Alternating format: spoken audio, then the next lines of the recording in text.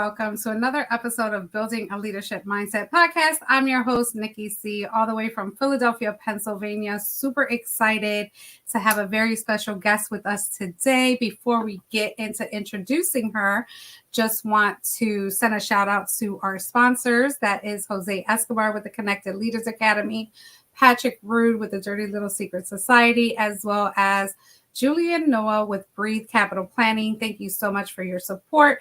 You can also go onto our website and learn what they're doing and everything that Bomb Global is doing at www.buildingaleadershipmindset.com.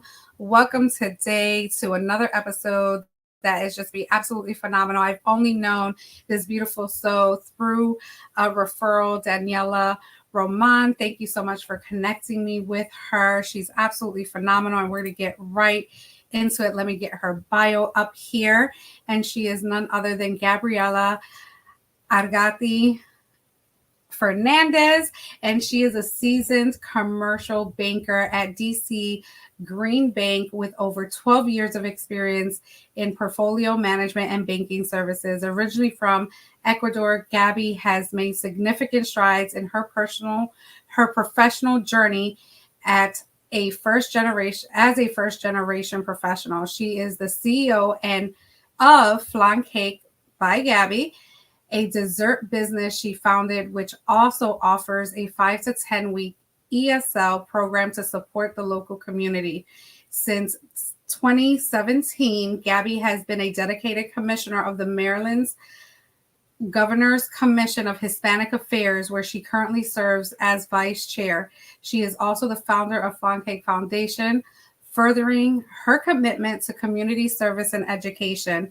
Gaby's educational background includes studies in business administration at the universities of Shady Grove and International Business of Montgomery County.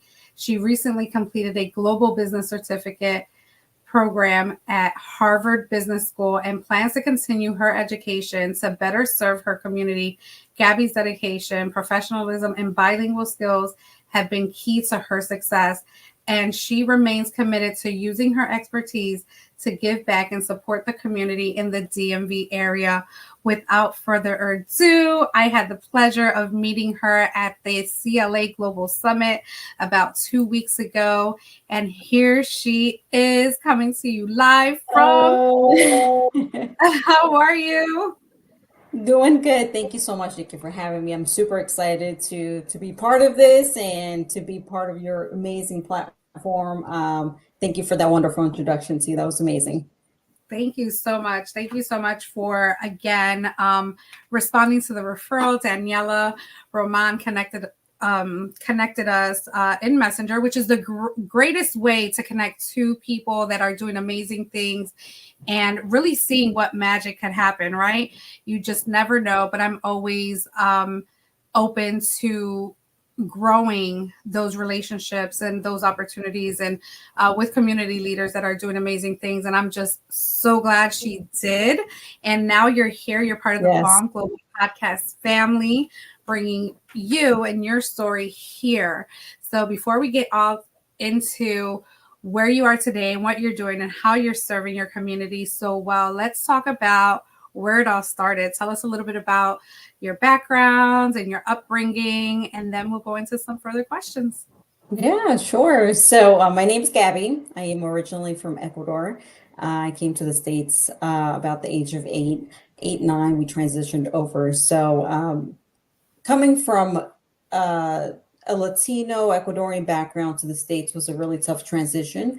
I am the oldest of 3, and taking on that leadership and that older sister role really played a huge role in my life. So coming to the States with my parents, my amazing, wonderful parents, was really a trying time. But transition here, and we'll get into that a little bit later, but came here, went to school here, graduated here. And like you mentioned it, I've been in the banking industry for some time.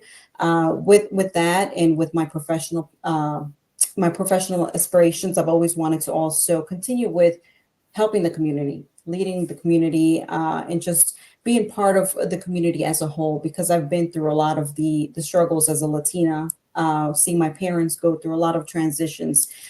So again, being a banker, being part of the community in different capacities as a commissioner for the state of Maryland has really helped me in embodying that role. And I'm also a mother of three beautiful children, along with my amazing and supportive husband. And I currently reside out of Rockville, Maryland. That is home. That is kind of where I grew up and kind of where my journey begins and still is on and doing wonderful things here. That's and just a little bit about me. And I will add a little fun fact that I always tell towards the end of it. I am a brain tumor survivor, so that is a huge part of why I do everything that I do, and why I feel like everything is it's a second chance at life for me. So whenever I do things, I do it with much passion and love. So that journey itself too, it's something that we'll get into later because it is a really, really touching part of my life.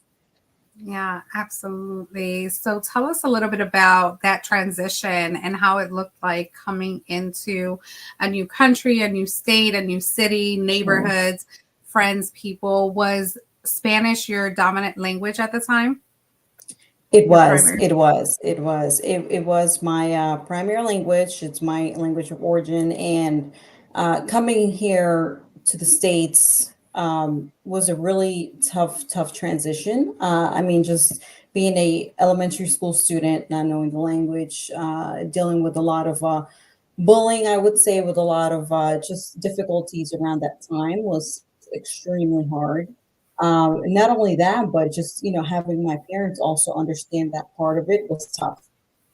Here I was dealing with it myself, but also trying to have my parents understand and cope with it was tough because they were trying to get settled in and figure out, well, how are we going to improve our lives here?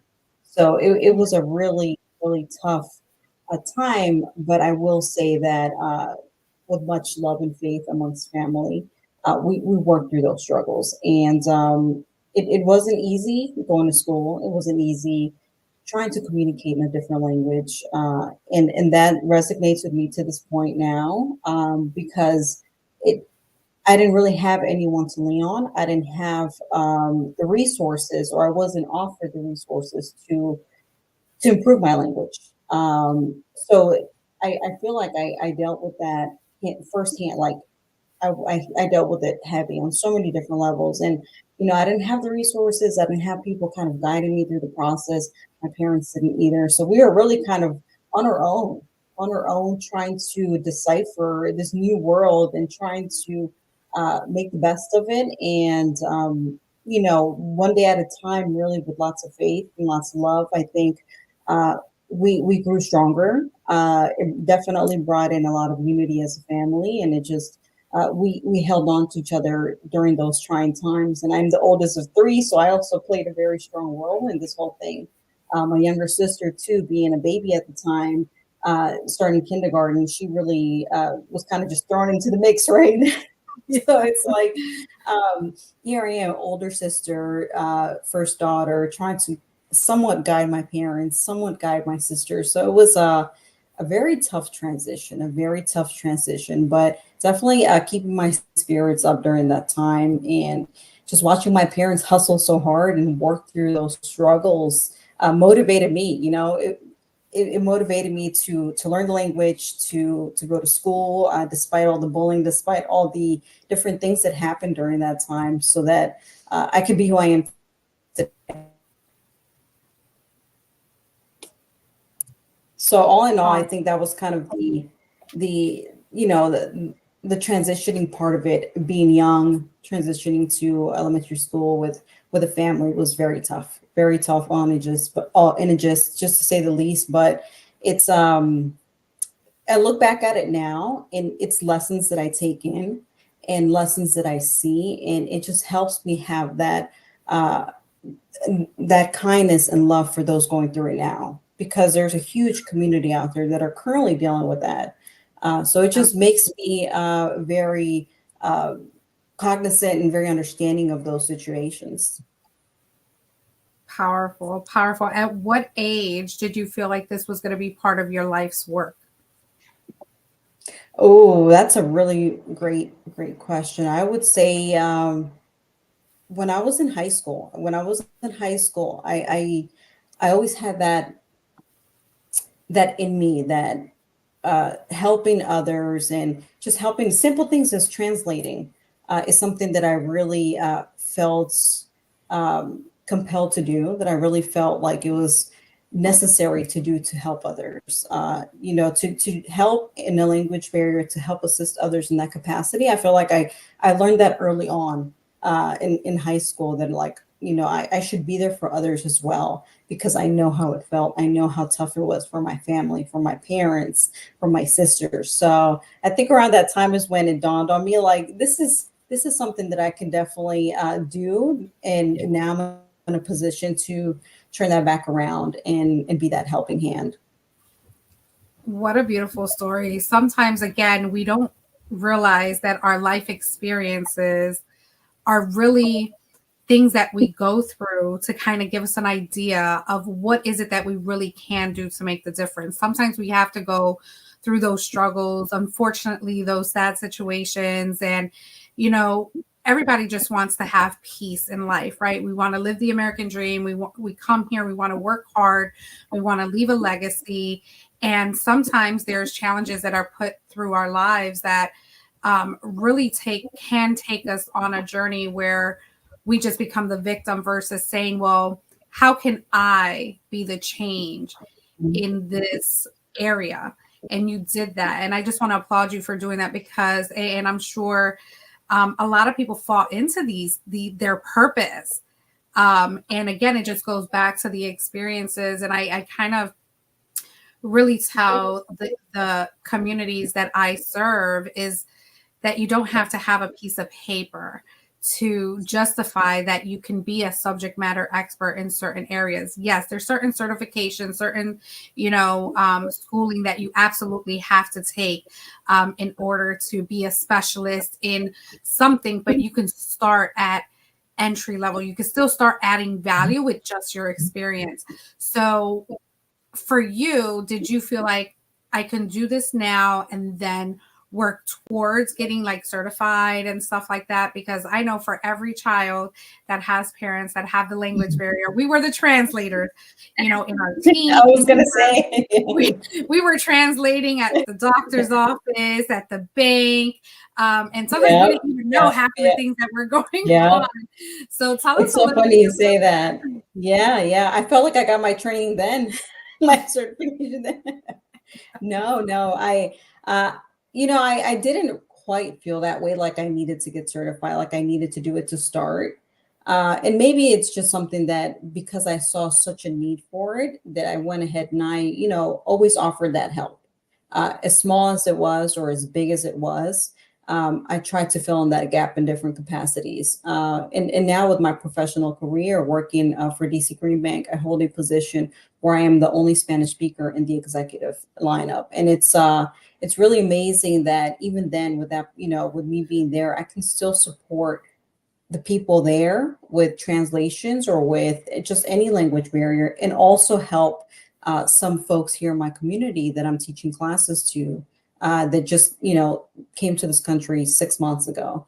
So learning early on that I could do it at no matter what level I was on really made me and kind of molded me to just understand that I don't really need a certification to do it.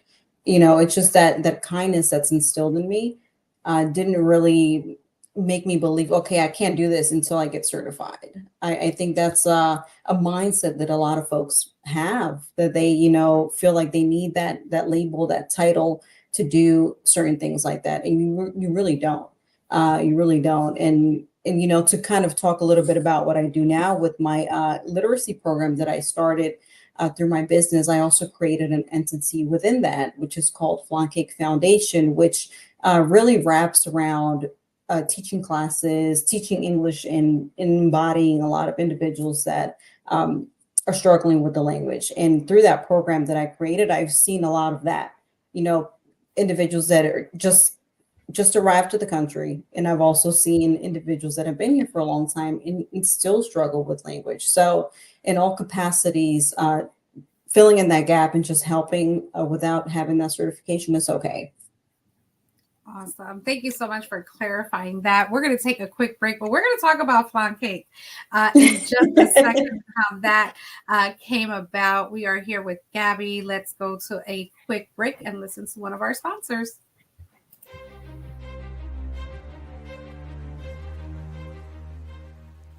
Hi, my name is Jose Escobar, and I'm the founder and CEO of the Connected Leaders Academy.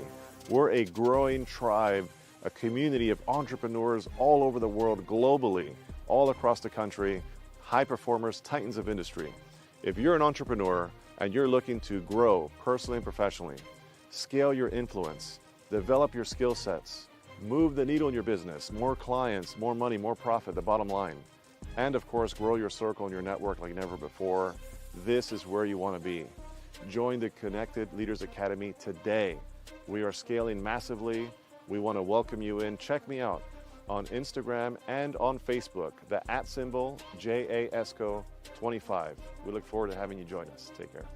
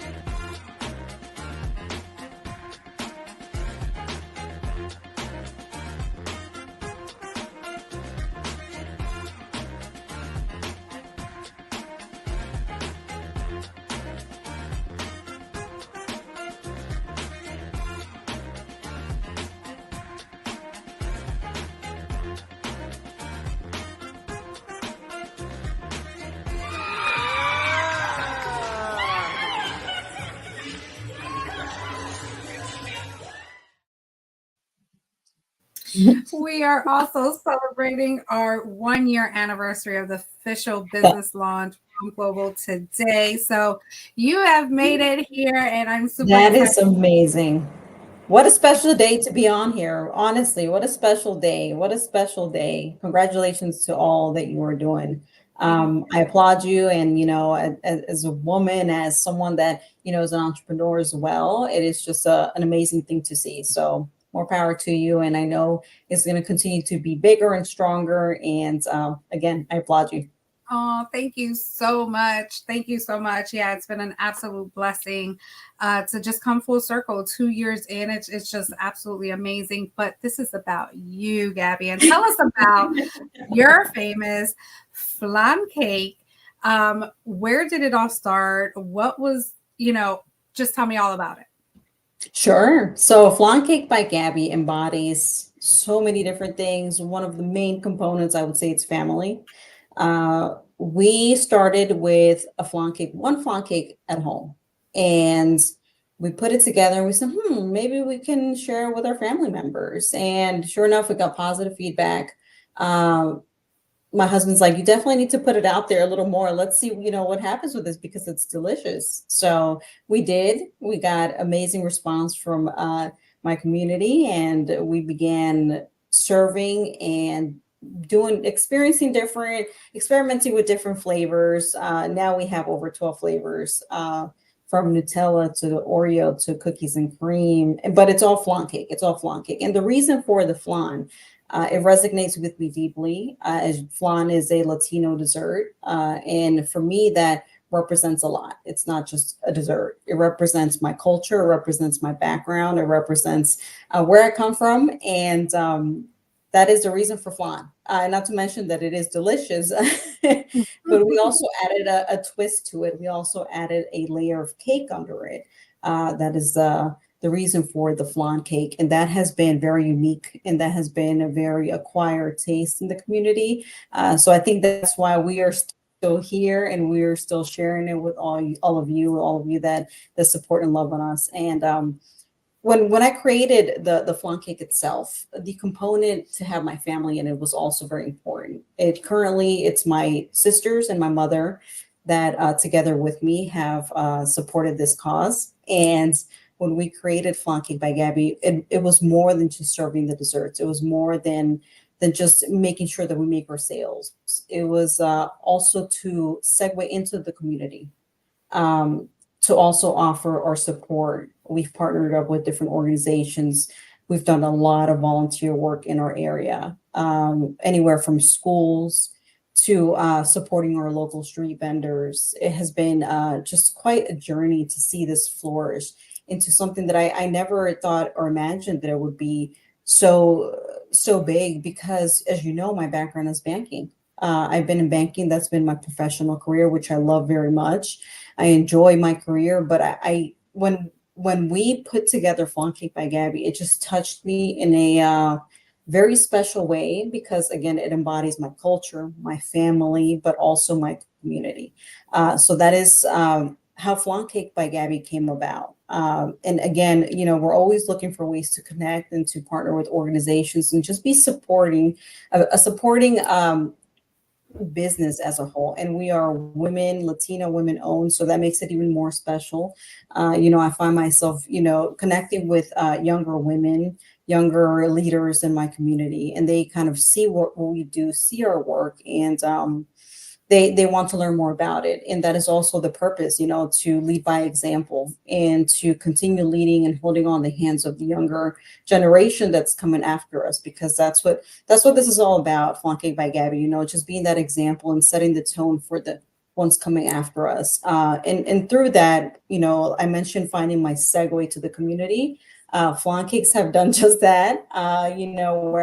Wherever flan cake is served, it's always talked about and it's a conversation starter. But I've also managed to connect with the community and offer my resources, such as the Flan Cake Foundation ESOL classes. And that really has been very special, and it has added just a special layer to the mix, because not many bakeries are doing things like that. Not many bakeries in my area are, holding on to the community to that extent. So that is what we are doing. And again, we, more than the flan cakes itself, it's also just seeing the community and, being present for the community and saying, hey, we are a business, we operate with delicious desserts, but we also can be a helping hand. Absolutely. What a beautiful way to really just merge all that love and just a passion, right? Something that you just made one day and everybody loved and they tasted it and they felt good.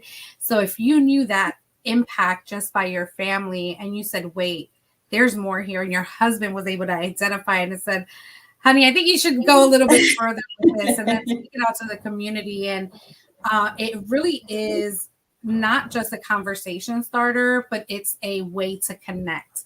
It's something that us Latinos can relate to, right?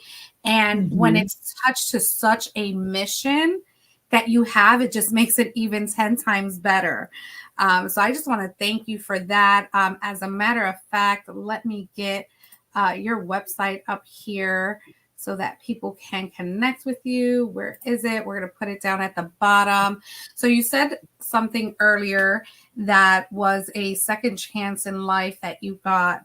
And sometimes to be 100% transparent, because this is the hot call, right? It's the honest, open, transparent call. And sometimes at our first chances, we don't get it right.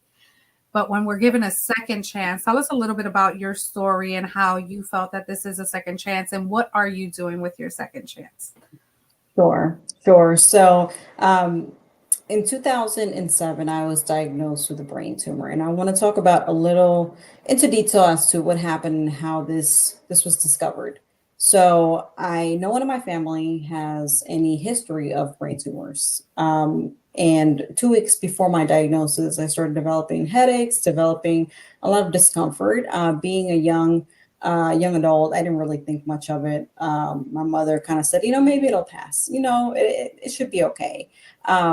Unfortunately, it didn't. Unfortunately, it got so bad that I couldn't even stand to one point. And To make matters worse, it was Christmas Eve when I started developing those severe symptoms. So Christmas Day, my mother's like, no, we need to definitely take her into the ER. So my parents took me, was in the ER. They did a lot of tests and a lot of blood work, nothing. Finally, I was like, look, these headaches are just intolerable. I wanted to bang my head against the wall, and they did a quick x-ray, and sure enough, there was a mass in the cerebellum, which is the center of the brain. And they basically told my mother on the spot, if we don't operate today, she's not going to make it. So because there was just so much pressure from the tumor. So and you're gonna have to excuse me if I do get emotional a little bit here, but it's very tough because even then, when the doctor was telling us that, my mom's like, wait, what did he say? So even amidst already receiving the news, I kind of had to translate then.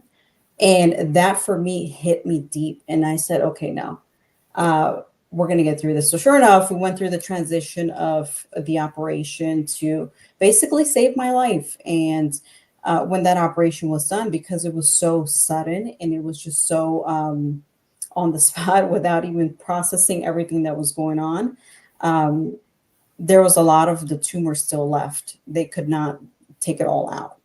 So when I woke up from that first surgery, I was not able to walk. I was not able to speak. So a lot of my motor skills were not there. And that's when I was moved to Johns Hopkins Hospital, which big shout out to Johns Hopkins Hospital. They saved my life, and they pieced me back together is what I tell everyone.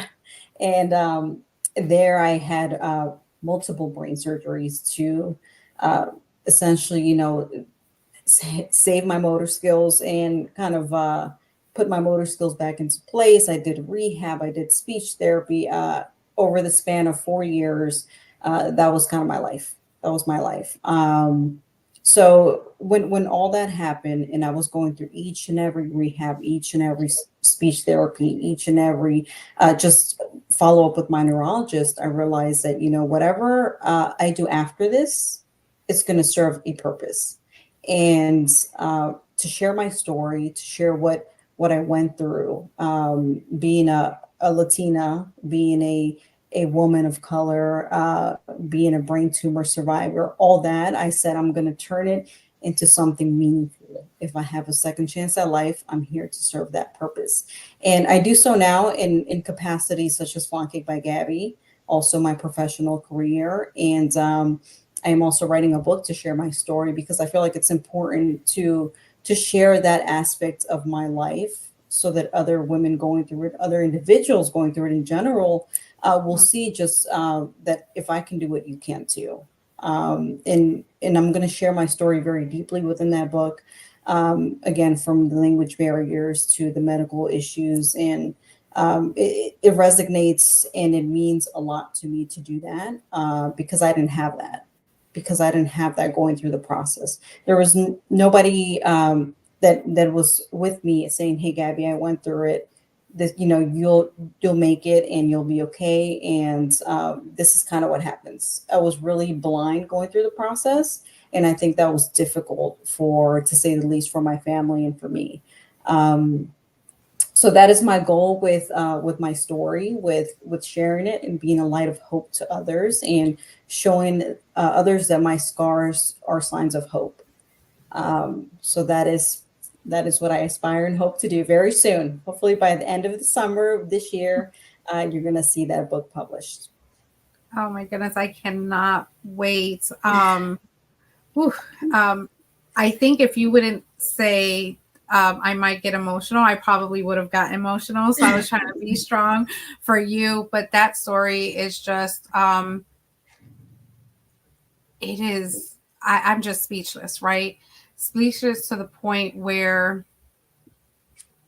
this was a huge diagnosis to receive. And when we go into the brain, the percentages are like 50-50. What were the percentages? Did you ask for percentages on these type of surgeries? No. For that first one, everything just happened so fast that there was there was not a space for me to really even ask those questions. Following that, during my other surgeries with my neurologist, then it was more of a, there was more light. There was more light at the end of the tunnel, and the percentages were definitely higher. But that initial one that really marked me and pivoted my life and my recovery process, there was not much that I could ask. At that point, it was kind of like save her life or not. Yes. So Yeah. So tell me, how was faith at this time? How was the hope? Like, what was going through your mind each and every appointment, besides the fact of saying that you claiming that you were going to do the work that you're doing today, which I absolutely love. But what are some other things? Were there questions, like why me?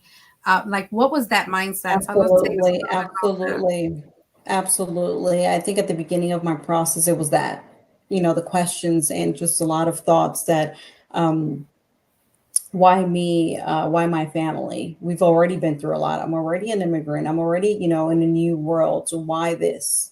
Um, and going through that, I also found myself saying, or felt what I say now is faith in God in my heart that really pulled me through those questions and said, no, no, no, we're not going to immerse ourselves in those negative questions. And of course, my mother holding my hand and pushing me through. And again, my book's going to kind of go into detail about that. But my mother was, I say, she was the angel that really helped my transition and helped pull me from those thoughts. And there's people in your life and there's individuals in your life that um, really can help you. And mind you, she was still working through my process. She was working during the day and sat in the hospital with me every night. So for me to see that as I'm going through my own battles, I felt compelled, and I felt like it was only right for me to switch that mentality, to grasp onto her hand, to grasp onto God, to grasp onto faith, and get pulled out from that. And so I did. And so I did. So whenever I share my story, I always say the love and the faith behind it all is what really, really did it for me. Outside of the neurologist and the doctors, it was that. Because if I didn't have that, my mental and everything else wouldn't have worked out. Wow. So whew, just have to take, because I know my mom is my biggest angel. Just everything through I go through. I was just at an appointment with her today, just going. So I know how that type of bond can keep you above water and not drown in, what's the current situation. That's the hope that we get with that bond. So I just want to send shout outs to your mom for just being that angel for you.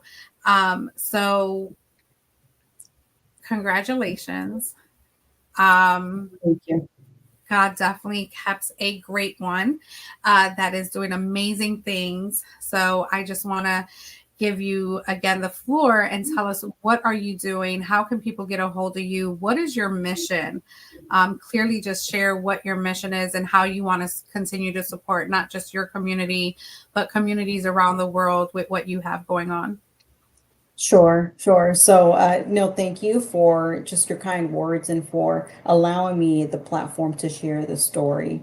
And I will say that, the mission goes on, the mission continues. And through Flan Cake by Gaby, through my Flan Cake Foundation, I also want to keep the work alive. And I just want to let everyone know out there that if there's anything that I can do in my capacity, my level, either with my flan cakes, with serving the community that you live in, or with my English classes, the literacy program that we have, I encourage you to just reach out to me. I am on Facebook, Instagram, and via email, my website, there's a way to contact me as well. You can look me up under Gaby Argoti-Fernandez. And if there's anything that I can do in either level, I'll be more than happy to do. But the mission and the goal is to continue serving those communities that are underserved. That is my mission, to serve the underserved. And I hope that I can continue to do that, not just here, but in different states and also in my home country in Ecuador.